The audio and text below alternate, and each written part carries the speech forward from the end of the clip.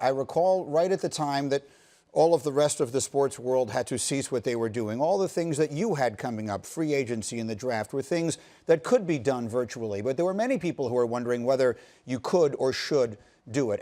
Take us back to the decisions that you made, and looking back now, how you feel it all turned out.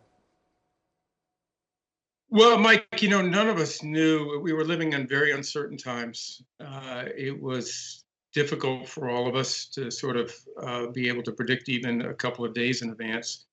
But our approach really, Mike, was to try to stay on schedule, to do the things that we do in the off season, but adapt and change and do things under the circumstances that we needed to do to keep all of our personnel safe, whether they were team personnel or players or prospective players with our draft eligible players. So staying with free agency to make sure that we went through that process. I think I think our fans loved it. It was a distraction from what everyone was going through.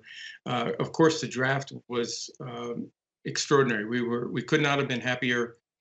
We had great partners in ESPN, and the way we pulled that off from a technical standpoint, and even our clubs who may have had some reservations going into it. I think they really came away and said this was a great experience, and we learned a lot.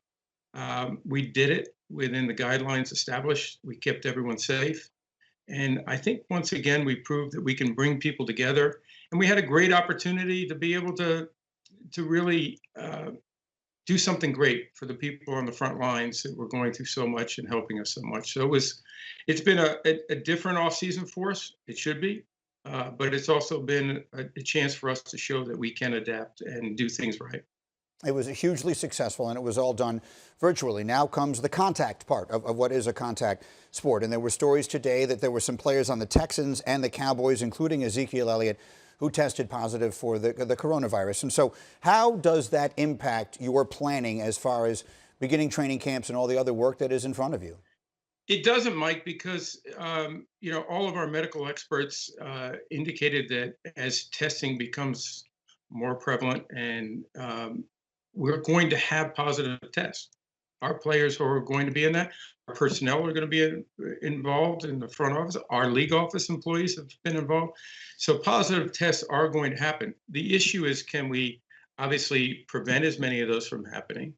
But in addition, treat them quickly, isolate them, and prevent them from impacting on other personnel. So none of those players were in the facilities. All of those players, fortunately, have had either mild symptoms or were asymptomatic. And I think our protocols are working. And again, we expect that we're going to have positive tests. That's part of the increased testing that we'll be going through. And that's something that we just want to make sure that our protocols are working. And I think to date, we're seeing very positive reactions in the sense of making sure that we respond quickly, protect the personnel that may be impacted by that, and others that may be in contact with them. There are rules in place, of course, within your league at this point about reopening and all of that. And there were quotes recently from the coach of the Ravens, John Harbaugh, saying that the current virus guidelines were, quote, impossible. What was your reaction to that? And have you had a chance to talk with him about it? I haven't. Listen, one of the things that we're all going to have to do, just like we did with the draft, Mike, is adapt and change and do things that we might have thought were impossible several weeks ago, even months ago.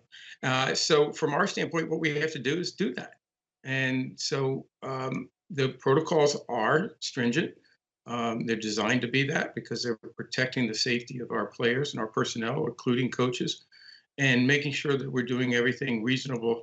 And they're developed by experts, not just in the NFL and the NFLPA, which have worked alongside of us, but outside experts from DICON at Duke and so many infectious disease experts that have been helpful to us in thinking through that and doing it in a way that is going to protect our players and our personnel.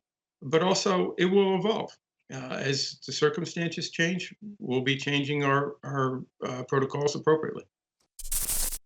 Thank you for watching ESPN on YouTube. For live streaming sports and premium content, subscribe to ESPN+.